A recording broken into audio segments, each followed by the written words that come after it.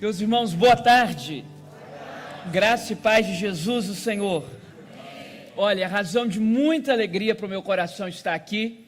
Bendito seja Deus. O primeiro voo foi cancelado, mas teve um outro voo. Louvado seja Deus. A companhia aérea disse que foi uma manutenção não programada. E eu louvei a Deus que a manutenção foi no solo e não nos ares. Bendito seja o nome de Jesus. Muito obrigado, pastor Luísio, pelo convite. É sempre um privilégio estar com o senhor, com a sua casa, com essa igreja tão linda. É muito bom rever o meu amigo Assir, pastor Assir, a irmã Tânia, sua esposa. Muito bom estarmos juntos. Abra sua Bíblia, por favor, em Lucas, o capítulo 7. Nós vamos considerar a partir do versículo 39. Lucas 7, a partir do versículo 39. Nessa terceira conferência de despertamento espiritual e missões, está no meu coração lembrar a você qual é a mensagem que nós proclamamos. Qual é a mensagem dos missionários? Qual é a mensagem daqueles que proclamam o Evangelho? Qual é a mensagem daqueles que precisam se despertar espiritualmente? E a mensagem é simples. Jesus a resume aqui em Lucas 7, a partir do verso 39. Ao ver isso, o fariseu que o convidara disse consigo mesmo: se esse homem fosse quem disse e soubesse quem o está tocando, não permitiria que o tocasse, porque é uma mulher pecadora. Jesus, ouvindo isso, dirigiu-se ao fariseu e disse: Simão, uma coisa eu tenho a lhe dizer, dize a mestre. Certo credor tinha 2 devedores, um lhe devia 500 denários e o outro 50 denários. Não tendo nenhum dos dois com o que pagar, perdoou a dívida de ambos. Qual dos dois o amará mais? Respondeu-lhe: suponho que o que mais foi perdoado. Ao que lhe disse Jesus: julgastes bem. E Jesus, voltando-se para a mulher, disse ao fariseu: vês essa mulher? Cheguei em tua casa e não me deste água para os pés. Ela, com as suas lágrimas, lavou os meus pés e secou-os com os seus cabelos. Não me destes um ósculo.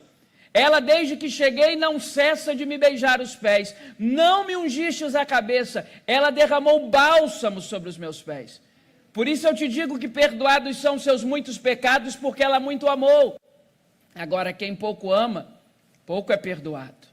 Jesus então dirige-se à mulher e diz: perdoados estão os seus pecados. E os que estão sentados à mesa perguntam entre si: quem é este que até pecados perdoa? Jesus se dirige à mulher: vá em paz, a tua fé te salvou. Amém. Havia nesse tempo um claro antagonismo, uma rivalidade muito grande entre Jesus e os fariseus. De todos os agrupamentos do judaísmo naquele tempo, talvez os fariseus fossem os que mais rivalizassem com Jesus. Apesar de que, por exemplo, os saduceus perdiam dinheiro por conta da pregação de Jesus e a santificação que ele faz no templo, mas especialmente os fariseus, uma casta importante, colocam um alvo nas costas de Jesus e rivalizam com Jesus. Podemos dizer que os fariseus são um dos principais culpados, sob o ponto de vista humano e histórico, pela morte de Jesus. Os fariseus construíram um abismo, antagonismo, rivalidade, ódio. O texto dessa tarde nos apresenta um fariseu, e o seu nome é Simão, um nome muito comum naquele tempo e aquela geografia, que parece construir uma ponte nesse abismo. Ele convida Jesus para um jantar em sua casa. Eu não sei você, mas via de regra, eu convido para minha casa pessoas que são minimamente do meu ciclo social. Eu não costumo convidar para jantar na minha casa gente que eu não gosto. Eu não costumo convidar para jantar na minha casa só para fazer média, ainda mais com o preço do arroz e da carne. Esse fariseu chamado Simão convida Jesus para um jantar. De uma certa forma, ele dá um passo além dessa barreira da rivalidade. Ele dá um passo além dessa barreira do antagonismo. Ele chama Jesus para uma refeição. Se o texto parasse com essa informação, nós todos poderíamos aplaudir o Simão, o fariseu, e dizer: está aí um fariseu que reconheceu que Jesus é o Messias, que entende a autoridade de Jesus e que quer Jesus dentro de casa. O problema é que esse tempo Jesus não é simplesmente um ilustre desconhecido. Apenas no capítulo 7, ele cura o servo do centurião romano, ele ressuscita o filho da viúva da pequena cidade de Naim, ele recebe os emissários de João Batista, ele está fazendo milagres, ele está se tornando conhecido, e Jesus na casa de um fariseu não ficou omissa essa informação para todo o restante da cidade e da vizinhança. As pessoas comentavam que Jesus estava lá. E de todas as pessoas que receberam essa informação, uma delas, uma mulher pecadora. Lucas, dos 4 escritores do Evangelho, talvez o mais intelectualmente preparado, talvez o mais academicamente robusto, um médico, ele, para preservar um pouco a mulher, qualifica como pecadora. Mas os comentaristas e estudiosos concordam que pecador é um jeito sutil de dizer que essa mulher, digamos, não ganhava vida por meios ortodoxos, que ela tinha aí uma reputação bem reprovável. E essa mulher de reputação reprovável, essa mulher que ganhava vida por meios não ortodoxos, essa mulher que não valorizava o próprio corpo, ela recebe essa informação. E ela está passando na calçada. O costume de manter porta sempre fechada é um costume clássico de nós que somos ocidentais. A esse tempo no Oriente, as pessoas não tinham costume de trancar a porta. Você recebia um convidado na sua casa e, via de regra, a porta ficava aberta. Esse costume de colocar tranca, chave tetra, aquele negocinho, agora fechadura digital, olho, retina, comando de voz, é costume nosso. Aquele tempo você recebia alguém na sua casa, a porta estava aberta. Aí aquela mulher passa na calçada e ela vê o vão aberto de uma porta e que lá dentro, sentado à mesa, está Jesus. Confirmou-se a informação, Jesus está jantando na casa do fariseu. Ela ultrapassa aquela porta, está aberta, ela invade, ela se põe por detrás de Jesus e começa a adorar Jesus. E 2 coisas acontecem, pelo menos. A primeira é um escândalo, que Jesus recebe a adoração desse tipo de gente. Que Jesus recebe a adoração dessa laia de gente. Que Jesus recebe a adoração desse tipo de pessoa. Isso é um ultraje. Isso é um escândalo, sobretudo para um fariseu como Simão. E segundo, que não se engane, a distância que separava essa mulher dessa casa era uma distância muito maior do que o vão aberto de uma porta. Aliás, a porta daquela casa só estava aberta no sentido físico. Havia uma distância social, uma distância cultural, uma distância religiosa, uma distância econômica, uma distância moral. Eram quilômetros de distância o vão daquela porta que ela atravessa, mas ela atravessa isso tudo, se põe por detrás de Jesus e começa a adorar Jesus. O fariseu percebe isso e diz o primeiro verso que lemos nessa tarde, que é o 39, que ele diz consigo mesmo, quer dizer, ele não falou, ele não verbalizou, ele não exteriorizou, ele disse consigo mesmo, ele pensou. Se esse homem fosse quem disse e soubesse quem o está tocando, não permitiria que o tocasse, porque é uma mulher pecadora. E Jesus consegue discernir o pensamento daquele homem. A pergunta é, por que Jesus consegue discernir o pensamento daquele homem? Bem, acerca de Deus, o Salmo 139 revela pelo menos 3 atributos incomunicáveis. Primeiro, Deus é onipresente. Diz o Salmo 139 que se você tomar as asas da alva, você vai encontrar Deus lá em cima. Se você fizer da sua cama a profundeza de um abismo, você vai encontrar Deus lá embaixo. Segundo diz o Salmo 139 que Deus é onipotente. Ele te viu uma substância informe no ventre da senhora sua mãe. Ele te teceu no seio da sua mãe. E terceiro, nos ensina o Salmo 139 que Deus é onisciente. Antes da palavra te ser formada da boca, Ele já a conhece toda. Então, se na casa de Simão fariseu está um convidado que sabe o que ele pensa, sem que ele nada diga, se na casa de Simão fariseu está um convidado que sabe o que ele quer dizer antes que ele fala, só tem uma conclusão que nós podemos chegar aqui nessa tarde, é que aquele convidado não é simplesmente um homem, ele também é Deus. O Senhor Jesus Cristo é o próprio Deus. que sonda pensamentos, que sonda corações e que sabe o que a gente pensa, sem que a gente precise dizer uma só palavra. E aqui vai um princípio. O princípio é que não adianta você querer uma presença estática de Jesus na sua casa.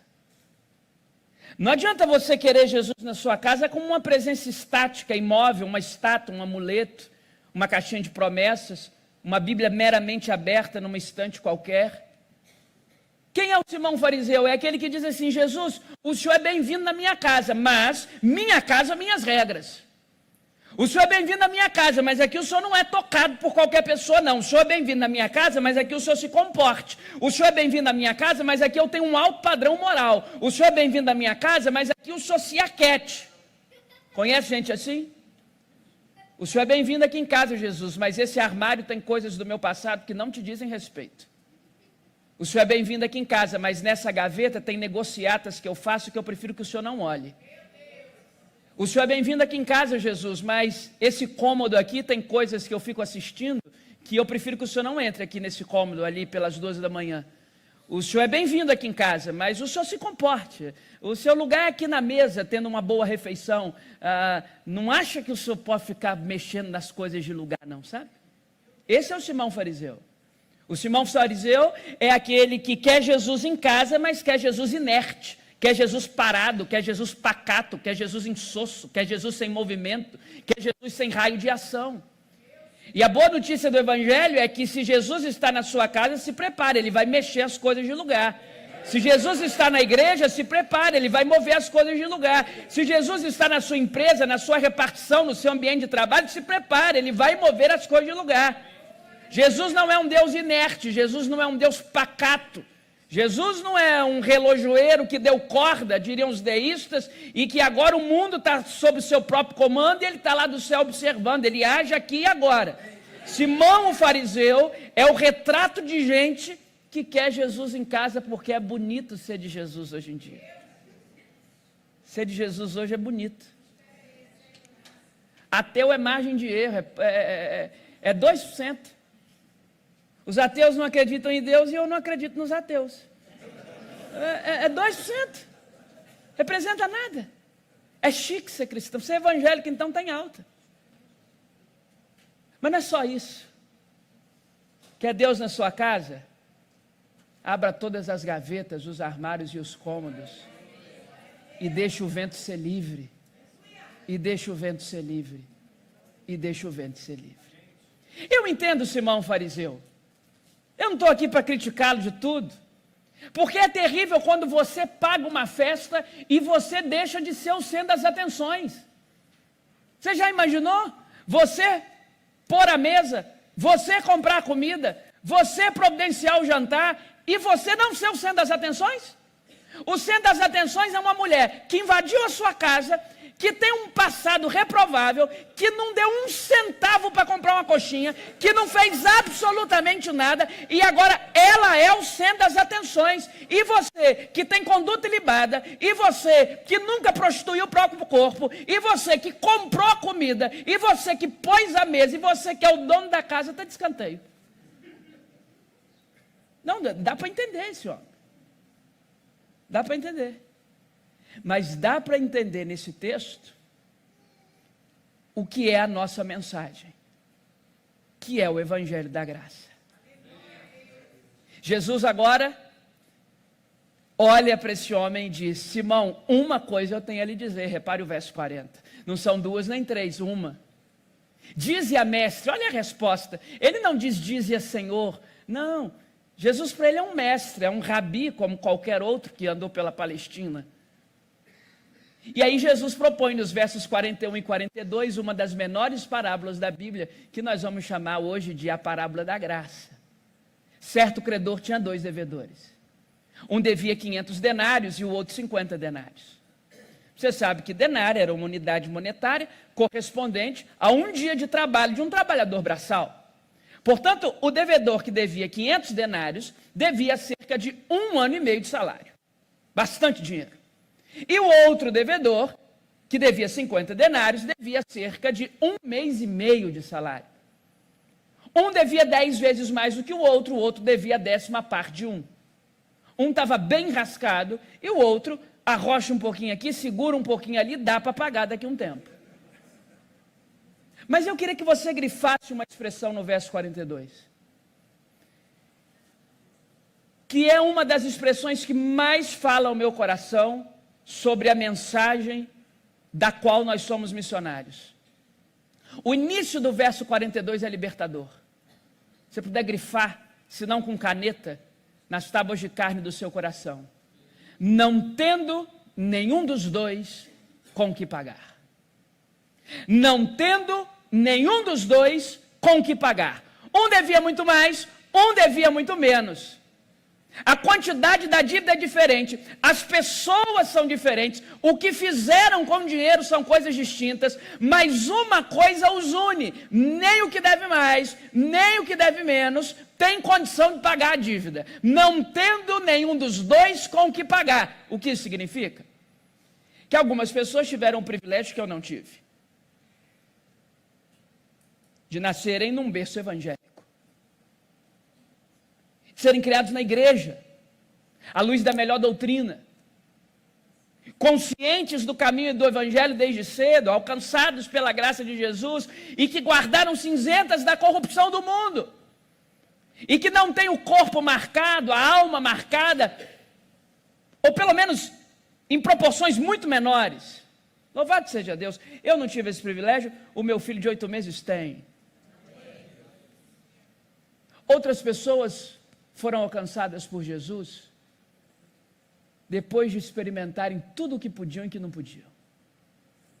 Chegam para Jesus arrebentadas, estraçalhadas, com fraquezas morais, com fraquezas éticas, depois de frequentarem os ambientes mais inóspitos dessa vida, depois de usarem as coisas mais permissivas, indigestas desse mundo. Digamos que esse que nasceu aqui na igreja deva 50. E esse que foi alcançado por Deus lá na sua maturidade seja o devedor de 500. Eles são diferentes em vários fatores. O daqui experimentou coisas muito negativas, tem muito mais trauma, tem muito mais ponta solta.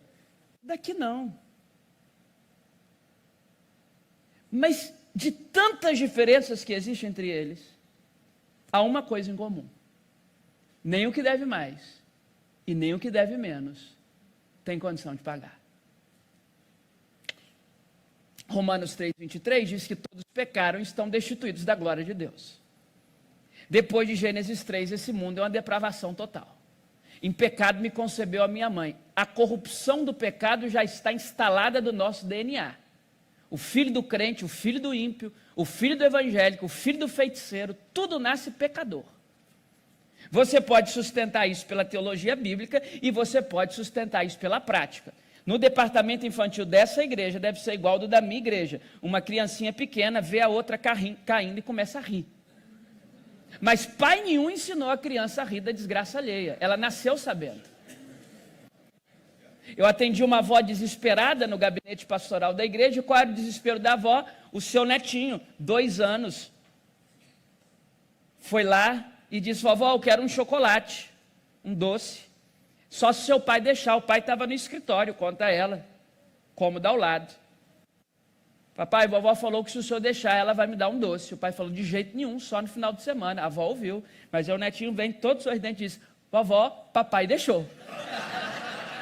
E ela me procura, porque pastor tem que ter resposta para tudo. Quem almeja o ministério, se prepare para ter que ter resposta para todas as coisas. Ela me procura querendo saber por quê. Aí estou eu lá para dizer por quê. E aí que a gente pega as ovelhas da gente, porque ela diz assim: pastor, como que esse menino aprendeu a mentir? Nós nunca mentimos na frente dele, quer dizer, nas costas é uma mentirada que só. Nunca mentiu na frente, mas nas costas é uma mentirada naquela casa que só Deus. Eu falei: não, senhora, a senhora não precisa ensinar o seu neto a mentir, ele já nasceu sabendo. A gente já nasce sabendo mentir. A gente já nasce sabendo ser ruim. A depravação total. Depois de Gênesis 3, o pecado corrompeu o DNA humano. todos pecaram, estão destituídos da graça de Deus, da glória de Deus. É o seguinte, ninguém tem condição de pagar. O mais puritano dos homens, o mais devasso dos pecadores, o que deve 50 e o que deve 500, não dão conta de pagar. É por isso que Jesus pagou. Porque se não for Jesus pagando, não dá jeito para nós. É como se Jesus estivesse olhando para o Simão fariseu e dizendo assim: o senhor é um bastião da moral social, o senhor é um homem reto, o senhor é um homem bom, o senhor, eu diria, deve 50, essa mulher, essa perversão em forma de gente, ela deve 500. Entre o senhor e ela existem várias diferenças, um mundo de abismo, mas entre o senhor e ela, me desculpe, tem uma coisa em comum: nem o senhor nem ela tem condição de pagar o que me deve. Não tendo nenhum dos dois com o que pagar.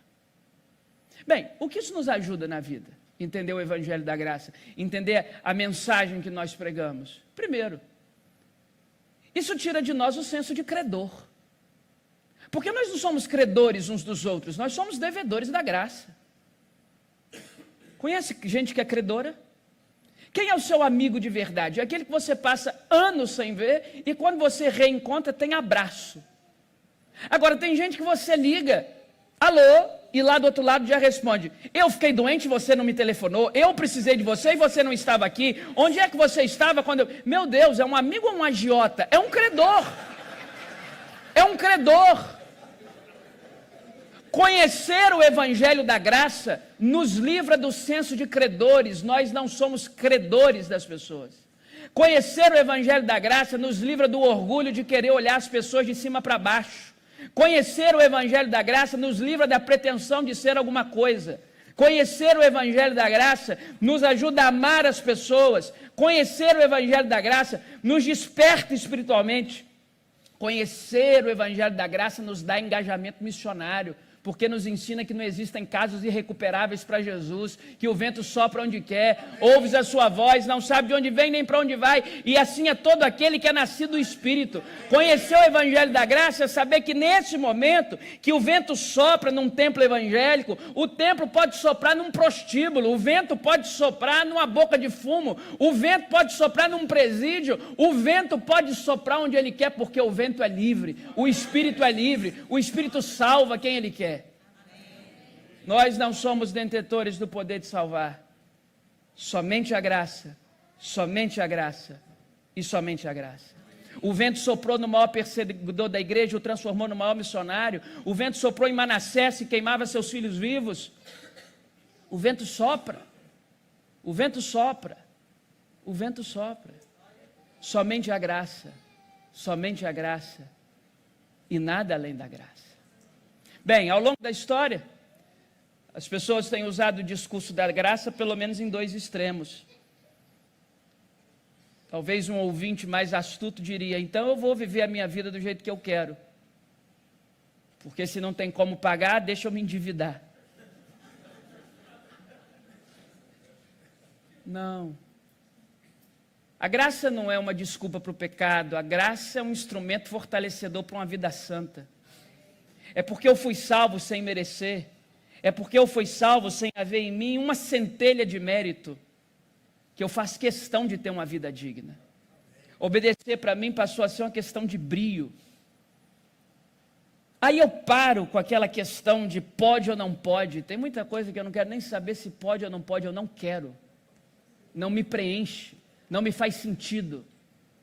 A maioria das pessoas que começam a sua caminhada na fé querem de nós, os pastores, uma cartilha pronta de pode ou não pode, numa rede obrigacional de que se eu posso ou não posso fazer isso para estar bem com Deus. Deixa eu te dizer uma coisa, tem muita coisa que eu não quero nem saber se pode ou não pode, eu não quero, não me preenche, são ambientes que não tem nada a ver comigo, a minha alegria está no Espírito Santo. Se pode ou não pode, o negócio é o seguinte: eu não quero, a dívida foi paga. Eu não sou mais escravo das minhas compulsões, eu não sou mais escravo dos meus desejos, eu não sou mais escravo dos meus vícios, eu não sou mais escravo das minhas falhas morais. É a graça, somente a graça e nada além do que a graça. Não tendo nenhum dos dois com que pagar, perdoou, a dívida de ambos.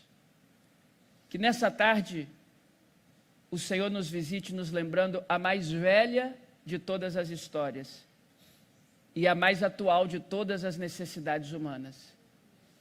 Nós somos salvos pela graça e nada além do que a graça. Bem, mas este texto me ensina pelo menos 4 decorrências práticas de quem foi alcançado pela graça. Você confere comigo nos versículos 44, 45, 46 e 47. Fui alcançado pela graça e agora? Primeiro, eu tenho visão. Gente que é alcançada pela graça tem visão. No verso 44, Jesus volta-se para o fariseu. E Jesus, voltando-se para a mulher, disse ao fariseu: vês essa mulher? Grife essa pergunta, ela é crucial. Vês essa mulher? Que pergunta é essa? Não há registro no texto de que Simão o fariseu fosse cego, míope, astigmata, portador de hipermetropia, glaucoma, catarata, qualquer enfermidade visual. Não há registro no texto de que ele padecesse de problema nas suas vistas. Que pergunta é essa, Jesus? Vês essa mulher? Jesus, voltando para a mulher, diz ao fariseu: vês essa mulher? De que visão Jesus está falando? Será que você está vendo, ser humano, que entrou na sua casa mais do que um pedaço de carne? Mais do que uma má reputação? Será que você está vendo que entrou uma pessoa aqui na sua casa? Vês essa pessoa? Você está vendo?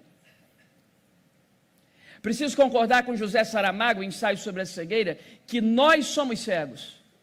Não pela incapacidade de discernir cores e contrastes, nós somos cegos, porque o ser humano inventou telescópios capazes de enxergar outros aços de amplidão, não consegue enxergar o vizinho. O ser humano inventou microscópios capazes de enxergar o interior de uma célula para exame laboratorial, não consegue enxergar quem mora debaixo do mesmo teto, quiçá quem divide a mesma cama. Cegos. Cegos. A sociologia moderna cunhou um termo que você já deve ter ouvido, certamente: invisibilidade social. Numa grande metrópole igual ao Rio de Janeiro, isso eu sei o que mais tem. As tantas pessoas que passam por você durante o dia e você não vê. Passa aqui diante dos seus olhos, mas você não vê. Porque não tiveram as mesmas oportunidades que você, ou a depender da sua linha, porque não abraçaram as mesmas oportunidades que você, porque são diferentes de você, um contra-cheque diferente do seu, moram num bairro diferente do seu, uma cor de pele diferente da sua, seja o que for. Você não vê. E passa diante dos seus olhos, que são invisíveis. Nós temos um problema de cegueira. Mas quem é abraçado pelo Evangelho da Graça começa a ver. A igreja que conhece o Evangelho da Graça e é desperta espiritualmente, tem engajamento missionário, não é uma igreja cega, é uma igreja que vê as dores das pessoas, que vê a aflição dos povos, que vê as agruras das gentes. Por quê? Porque nós servimos a um Deus que vê. Em Gênesis capítulo 16, verso 13, está Agar peregrinando pelo deserto, humilhada pelo seu patrão, rechaçada pela sua patroa. E naquela fuga existencial, com os picos hormonais de toda mulher grávida, ela descobre em Gênesis 16, 13, tu és o Deus que vê. Então quem segue um Deus que vê, tem que ver. Em João capítulo 1, Filipe encontra Natanael e diz: nós encontramos aquele de quem os profetas falavam. De onde é que ele vem? Quer saber o Natanael? Ah, ele vem de Nazaré. Pode porventura vir alguma coisa boa de Nazaré? Ele era xenofóbico, diríamos hoje. E Jesus, ouvindo aquele diálogo de longe, nos apresenta uma virtude de nobreza que eu luto para alcançar, mas é difícil. Jesus sabe falar bem de quem fala mal dele. Jesus agora aponta para o Natanael e diz: eis um verdadeiro israelita em quem não há dolo. O homem acabou de ser preconceituoso com Jesus, e Jesus, ao invés de amaldiçoá-lo, o abençoa. A gente não dá conta disso, né? O primeiro que a gente ouve falar mal da gente, a gente quer arruinar a reputação de volta, porque a gente gosta de pagar na mesma moeda. E Jesus, depois que diz isso, chama a atenção do Natanael, que está pensando: de onde o senhor me conhece? Aí você acompanha lá em João 1, 46, 47, 48, que Jesus olha para o Natanael e diz assim: meu filho, antes de Filipe te chamar, eu te vi. Porque Deus vê. E Natanael está descobrindo aquilo que Agar descobriu, que Deus vê. Eu te vi quando estavas assentado debaixo daquela figueira, a sombra da sua existência. E agora o Natanael troca a sombra da figueira pela sombra da videira. Ele troca a sombra da árvore pela sombra do onipotente. E ele descobre que Deus vê, e quem é discípulo de um Deus que vê, tem que enxergar. A minha oração nessa tarde é que Deus amplie a visão dessa igreja. É que Deus amplie a sua visão. Que Deus tire a nossa cegueira. Que Ele abra os nossos olhos para que possamos ver. Vês essa mulher? Cheguei em tua casa e não me deste água para os pés. Isso aqui não é um rito espiritual, desculpe-me quem pensa o contrário, isso é um rito de saúde pública. O lava-pés é uma higiene sanitária. Não tinha asfalto, era chão batido, não tinha sapato fechado como os nossos, eram alparcas abertas. Então a pessoa que andava sem asfalto, no chão batido, com a alparca aberta, ficava com o pé sujo. Então era natural, tal qual em algumas regiões do Brasil as pessoas tiram o sapato para entrar na casa umas das outras, era natural que fosse fornecido pelo anfitrião água para limpar os pés empoeirados. Mas o Simão não faz isso. O máximo que a mão do Simão chega em relação a Jesus é no bolso para dar banquete, não chega no pé. Para chegar no pé tem que descer. A mão de Simão para no bolso. Ah, no pé não vai. Cheguei em tua casa e não me deste água para os pés. Ela, no entanto, lavou os meus pés com as suas lágrimas. E secou-os com as partes mais íntimas de uma mulher naquele tempo, os seus cabelos. Aí cada lágrima, eu imagino que ela lembrando de um homem que a tocou lascivamente. Cada lágrima é um erro que ela cometeu. Cada lágrima é um quebrantamento. Cada lágrima é um arrependimento. E as lágrimas do arrependimento e do quebrantamento lavaram os pés de Jesus. E o cabelo daquela mulher, a sua intimidade, secou os seus pés. Segundo lugar, repare comigo o verso 45. Quem conhece o Evangelho da Graça tem afeto. Não me deixes um ósculo. Ela, no entanto, desde que cheguei, não cessa de me beijar os pés. Então agora, os pés de Jesus não estão mais empoeirados, os pés de Jesus estão limpos, e ela, num ato de amor, começa a beijar os pés de Jesus incessantemente. Aquela mulher que tantas vezes já fora beijada de forma lasciva, aquela mulher que tantas vezes já fora beijada de forma interesseira e descompromissada, agora dá beijos de sinceridade, beijos de inocência, beijos de ternura, beijos de carinho, beijos de bondade, nos pés que ela mesma limpou do Filho de Deus. Os pés que fazem da nuvem o seu estrado, agora são limpados por uma mulher pecadora, com afeto, porque a igreja de Jesus tem que ter afeto. Nós passamos boa parte das Escrituras Sagradas imaginando que necessariamente Moisés cobriu o seu rosto, para que as pessoas não caíssem ao ver o mero reflexo da glória que ele trazia sobre si no encontro com o Pai. Mas Paulo denuncia Moisés na sua segunda carta aos Coríntios, no capítulo 3, versículo 13. Não sejamos como Moisés. Curioso, né? Seria mais interessante se a Bíblia dissesse sejamos como Moisés. Mas Paulo diz não sejamos, que punha um véu sobre a sua face para que o povo não notasse que a glória estava se desvanecendo. Chegou um dia que ele cobriu o rosto não para proteger o povo, mas para se proteger, porque o brilho do encontro estava passando. Nós somos como Moisés, o tempo vai passando, a gente vai se calejando com o tempo de igreja, a gente vai se transformando em gente crítica, e quanto mais crítica, menos afeto, quanto mais criticioso, menos afetuoso, e vai saindo o brilho dos nossos olhos, e a gente coloca um véu. Um véu pode ser um cargo, um véu pode ser um sermão bem elaborado, o véu pode ser uma participação musical bem elaborada, o véu pode ser o que você quiser, mas o brilho está sumindo. A gente está sem afeto. Sem afeto. Aquele homem ofereceu para Jesus as suas críticas, aquela mulher ofereceu para Jesus o seu afeto. Eu tenho uma teoria, pastor Assi. A posição mais fácil e confortável do mundo é ser um crítico. Ser um crítico de gastronomia é uma beleza. Você é contratado por um jornal e dá nota de 0 a 10 para a comida dos outros. Você sabe o que é difícil? É abrir um restaurante, lidar com freguês, comprar mantimento, fazer receita, precificar cardápio, lidar com cliente, treinar garçom. Fácil é dar nota de 0 a 10 na comida dos outros, difícil é cozinhar. Ser crítico de cinema é uma beleza. Você ganha uma nota para dar nota de 0 a 10 em filme. Sabe o que é difícil? Difícil é produzir um filme, contratar artista, contratar cenário, comprar equipamento, entrar no mercado, fazer marketing. Fácil é ser crítico gastronômico, difícil é cozinhar. Difícil é abrir restaurante. Fácil é ser crítico de cinema, difícil é produzir filme. Agora tem uma nova categoria, não aqui no Rio de Janeiro, mas de onde eu venho, que são os críticos de igreja. Fácil é ser crítico de igreja, difícil é estar na arena da vida. Difícil é visitar os outros na UTI. Difícil é dedicar a sua vida à obra de Deus. Difícil é emprestar seus ouvidos para as dores dos outros. Fácil é criticar. Dar nota de 0 a 10 para o sermão, para a igreja, para a conferência, para o culto. Difícil é estar na arena. O melhor lugar é estar da janela, dando nota. Difícil é estar na arena. O Simão fariseu entrega a Jesus a sua crítica. Se o senhor fosse quem disser, saberia quem está te tocando. Aquela mulher entrega para Jesus o seu afeto.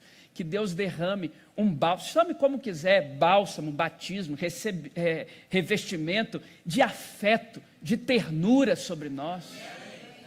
E faça de nós gente que pulsione com os nossos lábios, não gente destruidora de sonhos. Como diz lá no final de Atos 4, acerca de Barnabé, na NVI, o encorajador. Que Deus levante gente encorajadora. Filhos do Paráclitos, filhos do Espírito Santo, gente que encoraje. Não que destrua sonhos. Deus não te chamou para destruir sonhos dos outros. Tenha afeto. A minha oração por você nessa tarde é que Deus coloque afeto nos seus lábios, afeto nos seus olhos, afeto na sua casa. Terceiro lugar, veja comigo o verso 46. Quem recebe o Evangelho da Graça tem unção. Porque a terceira ênfase de Jesus agora, que ele usa a mulher para dar exemplo para o fariseu, é: não ungistes a minha cabeça. Ela partilhou o bálsamo sobre os meus pés. O senhor é um homem rico, o senhor tem na sua dispensa um sem número de óleos, o senhor não me ungiu. Essa mulher veio com um vasinho de alabastro e ela derramou sobre os meus pés, porque ela não se acha digna de tocar na minha cabeça, então ela derrama sobre os meus pés. Não ungistes, grife essa expressão, não ungistes a minha cabeça. Porque terceira coisa que Jesus aponta para quem entende o Evangelho da Graça, para quem entende que é devedor, para quem entende que não tem mérito algum, é unção. E o que é unção? Unção é revestimento de poder. Todos nós concordamos aqui que a salvação é um ato, mas a santificação é um processo. No ato da salvação você recebe o Espírito, no processo da santificação você se enche do Espírito. Precisamos ser cheios do Espírito de Deus. Revestimento de poder, unção. Eu tive a oportunidade de pregar em alguns poucos lugares, dentre os quais, lá no extremo norte do Brasil. Extremo do extremo norte. E a igreja que me convidou, eu preguei, e depois me perguntaram se eu poderia pregar numa outra igreja que o culto começava mais tarde. Eu falei, claro, fui. Quando eu cheguei, era uma garagem. Ali eu tive a melhor experiência espiritual da minha vida até a data de hoje. Era uma garagem, chão batido, parede sem reboco, um calor insuportável do norte brasileiro, sem janela, sem ventilador, não tinha um aparato de som, era uma caixinha velha, da qual saíam 2 microfones com fios, que de longe percebia-se as cápsulas enferrujadíssimas. Há muito tempo eu não via CD, não tinha banda, era um playback de CD. Para quem é mais novo, CD era um negócio redondo, um buraco no meio que reproduz informações, músicas. E esse CD, que era um playback, estava arranhado. Eu não entendo de música, mas as 2 irmãs que seguravam os 2 microfones com fios, cujas cápsulas estavam enferrujadas, eram nitidamente desafinadas. E depois daquele playback arranhado, descompassado, o playback parando, as irmãs sem saber onde estavam. veio o cidadão me apresentar. Só que o cidadão não me apresentou tão bem igual o pastor Luiz, porque o cidadão não dominava bem a língua portuguesa. Ou um analfabeto, ou um semi-analfabeto, ou no mínimo um analfabeto funcional. E meus irmãos, eu falo isso e me emociono, porque quando eu abri a Bíblia, eu não consegui começar a ler o texto. Eu comecei a chorar. Eu senti uma presença tão forte de Deus naquele lugar. Mas aquele lugar estava lotado, uma presença tão forte do Espírito Santo naquele lugar, mas um negócio tão diferente que eu não tinha sentido, que eu não conseguia começar a ler o texto, eu só sabia chorar. A minha infância foi muito dura, a gente enfrentou doença, pobreza, um monte de negócio, então eu não estava muito acostumado a chorar. A última vez que eu tinha chorado, acho que foi na maternidade, e ali eu estava chorando, e querendo ler o texto, a voz embargada, sem começar, e eu chorava, e à época eu tinha uma função na nossa denominação, graças a Deus aquilo não era transmitido, porque eu estava meio emocionado, um negócio assim, uma coisa meio diferente foi tomada naquele local. Foi a melhor experiência que eu já tive até hoje. Porque aquele local não tinha infraestrutura. Aquele local não tinha telão de LED. Aquele local não tinha bom sistema de som. Aquele local não tinha reboco na parede. Aquele local não tinha piso no chão. Mas aquele lugar tinha a unção do Espírito de Deus. E eu nunca me esqueço daquele culto. Eu nunca me esqueço. Como eu fui preenchido pela unção que havia naquele lugar. Depois eu fui descobrir que eles têm um ministério de oração. O pessoal passa o domingo todo orando naquela igreja e abre para os 2 cultos públicos. E enquanto os 2 cultos públicos acontecem, tem gente numa sala orando. E enquanto os 2 cultos públicos não acontecem, tem gente orando o dia todo, com o joelho num chão sem reboco, num calor insuportável. E Deus me deu uma grande lição naquela noite, era uma noite, que Ele não precisa dos castelos que a gente constrói, que Ele não precisa do nosso talento, que Ele não precisa de nada disso. Ele está atrás de um coração pegando fogo. Nós precisamos do revestimento do poder do Espírito. No domingo seguinte, pastor Luiz, eu chego lá na minha igreja em Guarapari. Sistema de som, ar-condicionado, banco. E aí, quando você tem uma experiência espiritual muito marcante, você quer de novo. Eu não estava sentindo nada. Eu estava sentindo sono. Eu ajoelhei e falei, Senhor, que é isso? Olhei para o ministro de moço e falei, toca mais uma. Antes de eu pregar, toca outra. Porque eu não posso pregar, eu não sou um profissional da fala. Eu não vou pregar por pregar, eu preciso... Eu fui lá atrás, ajoelhei, tomo muito cuidado com as orações que faço, porque o problema da oração é que Deus ouve. E o intuito da oração quase foi, Senhor, me leva para aquilo, vai que Ele me leva. Eu em Guarapari, morando bem, comendo muqueca, enfrentar o calor do norte. Eu falei, Senhor, faz o teu vento soprar aqui. Deus não precisa dos castelos que a gente constrói. Os melhores sermões já pregados na história da igreja estão disponíveis na internet em PDF, você pode imprimir. Sermões dos pais da igreja, sermões de Agostinho, bispo de Hipona, sermões dos grandes avivalistas, sermões de Martin Lloyd Jones, sermões de John Wesley, sermões de George Whitefield, sermões de Spurgeon, sermões de Billy Graham. Você pode pegar os mesmos sermões, subir nesse púlpito e recitá-los com a mesma retórica, com a mesma pausa vocal, as mesmas palavras, e não surtirá o mesmo efeito. Não é apenas o que se diz, é quem diz. Nós precisamos do Espírito Santo de Deus. Não ungistes a minha cabeça. Meu terceiro pedido a Deus nessa tarde é que Deus nos revista de unção. Não apenas de visão e de afeto, mas de unção. Mas em quarto e último lugar, repare comigo o versículo 47. Quem conhece o Evangelho da Graça também aprende a distribuir perdão. Por isso eu te digo que perdoados são seus muitos pecados, porque ela muito amou. Perceba que Jesus não passa um pano, que Jesus não passa a mão na cabeça dela. Não, não. São muitos pecados. Não são alguns pecados, não são raros pecados, não são poucos pecados, são muitos pecados. Muitos. Muito pecadora. Mas ela está perdoada. Uma igreja que quer avançar precisa descobrir o caminho do perdão. Não clame pelo avivamento do alto se você não perdoa o irmão do lado. Não clame pelo despertamento do céu se você não perdoa na terra. Primeiro, para nós discípulos de Jesus, perdão não é uma opção, é uma obrigação. Se você escolher o caminho do discipulado cristão, tem um custo. Perdão não é opcional, é uma obrigação. Segundo, perdão não é um sentimento, perdão é uma decisão. Você não sente perdoar, você decide perdoar.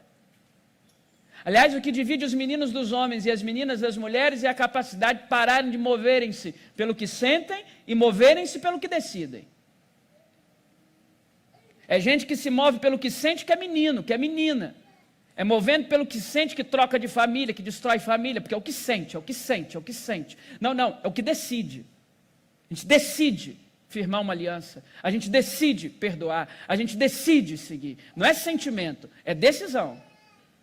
Você decide e depois vai ensinando para o seu coração, para a sua alma, para o que você quiser. Tem que decidir.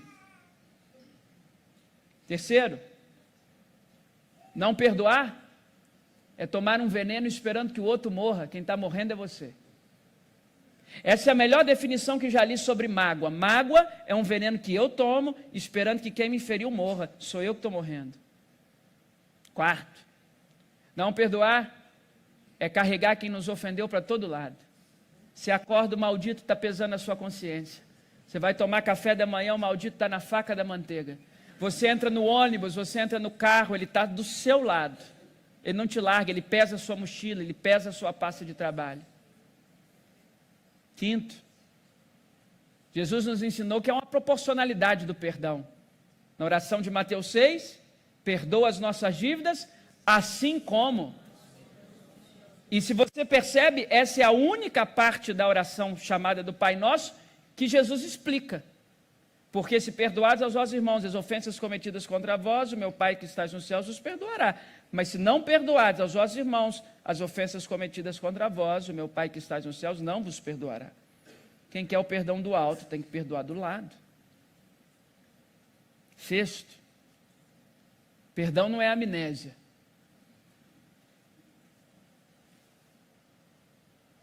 É como uma garotinha que tem uma queimadura nessa região da mão. Último grau, carne viva. Ela cresce, torna uma mulher, constitui família, vai em todos os cirurgiões plásticos do mundo e ninguém consegue tirar aquela marca. Todas as vezes que ela olha, ela lembra do incêndio. Só que ela cresceu, agora ela toca e não dói mais. Perdão não é esquecer, perdão é tocar sem dor. Sétimo, perdão é mudança de ciclos. Tem gente que você vai perdoar e vai ficar longe. Aliás, o amor cristão é uma coisa tão absolutamente maravilhosa que você pode amar o outro lá na Sibéria. Longe. Tem gente que para a sua saúde mental você vai precisar rotacionar de ciclos, mas precisa liberar, precisa perdoar. Oitavo, o perdão foi o primeiro movimento da Santíssima Trindade. Antes de nos criar, sabendo quem nós somos, Deus decidiu nos perdoar. Pedro, na sua primeira carta, no capítulo 1, diz isso. Porque vocês não foram comprados por coisas corruptíveis como prata ou ouro, e nem desta forma resgatados da vossa vã maneira de viver, que por legado recebestes os vossos pais, mas pelo precioso sangue de Jesus, como de um cordeiro sem defeito e sem mácula, conhecido com efeito desde antes da fundação dos tempos e manifesto nos últimos dias por amor de vós. Isto é, o sangue de Jesus não é conhecido antes da fundação dos tempos pela presciência divina, não. O sangue de Jesus é conhecido com efeito, conhecido e efetivo antes da criação do mundo. O cordeiro foi imolado antes da criação. Antes de dizer haja luz, Deus disse haja cruz, haja perdão, haja remissão. E nós não podemos encerrar esse movimento. Você precisa perdoar. Você precisa perdoar. Ou você perdoa, ou você pede as condições de ser um missionário. Eu venho de 4 gerações de alcoólatras que passaram por processos de falência, cujas famílias foram destruídas. Se olhar para cima, as 4 gerações que me ascendem, eu não tenho para o que observar. Meu pai era tetraplégico, faleceu com 44 anos, um vegetal nos meus braços. Meu avô, pai dele, perdeu tudo que tinha. E eu precisei, na minha infância, começar a ser cuidador do meu pai, porque uma pessoa que não tem nenhum movimento motor precisa de cuidado para tudo. Existia uma pessoa, cujo nome me reservo e não me expor, que dentro desse contexto de falta de dinheiro e falta de saúde, ainda entrava lá em casa para agredir. Eu me lembro que na nossa cozinha tinha uma mesinha baixa, de uma madeira amarela, simples, que eu me escondi embaixo com 8 anos, quando essa pessoa agressora chegava. Mas eu fui alcançado pela graça. E essas 4 gerações pararam em mim.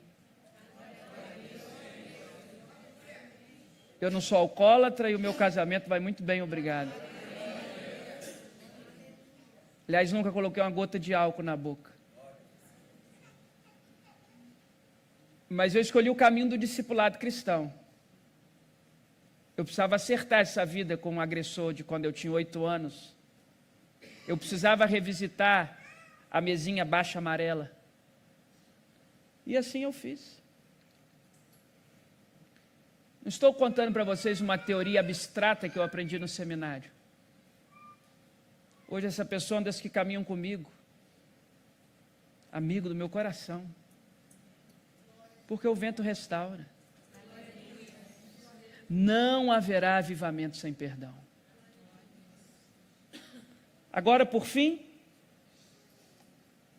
depois que no versículo 44 Jesus fala de visão, no versículo 45 Jesus fala de afeto, no versículo 46 Jesus fala de unção, no versículo 47 Jesus fala de perdão, no versículo 48, você repare na sua Bíblia que ele olha para a mulher, e é a primeira vez que ele fala com a mulher, porque até então ele está falando com o fariseu, e a primeira palavra que sai da boca de Jesus para aquela mulher, segundo o relato bíblico, é: perdoados estão os teus pecados.